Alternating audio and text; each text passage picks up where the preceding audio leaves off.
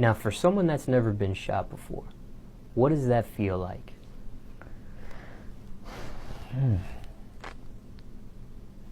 Like, you see it happening. It's like when you getting shot, it ain't like you feel it. It's more like you watching it happen to you. You get what I'm saying? It's like my soul came out my body and I was watching myself get hit. You get what I'm saying? Like, you don't feel it neither.